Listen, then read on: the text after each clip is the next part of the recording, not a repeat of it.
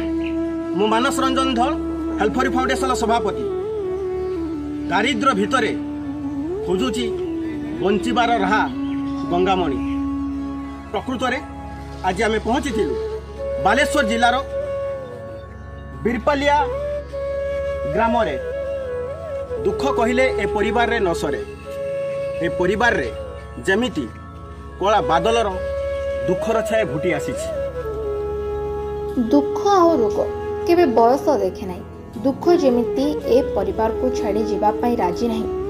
ए की विधिर विधान बेले बेले दैव भी एमिति दुख देई थाए सते जेमिति दुखर पहाड़ होई छिड़ा होइछि।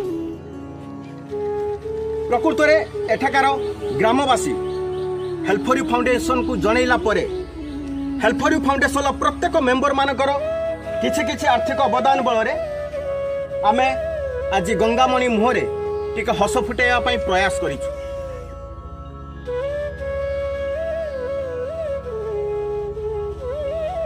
एही वृद्धा माँ बासंती जेनार सहारा होइतिबा कुनी झियो गंगामणि आगरे तथापि धैर्य एवं साहस हराई नहीं ए कुनी झियो गंगामणि।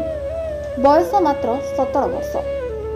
आखिरे आखिए स्वप्न आउ मनरे किछि करी देखाइबार दृढ़ इच्छा शक्ति।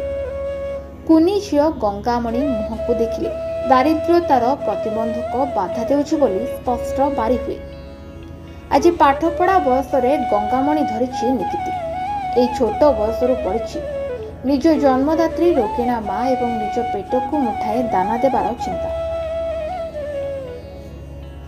10 मास 10 दिन गर्भरे रखी जन्म देइतिबा मार दुख कष्ट को केमिति सहिबा झियो गंगामणि।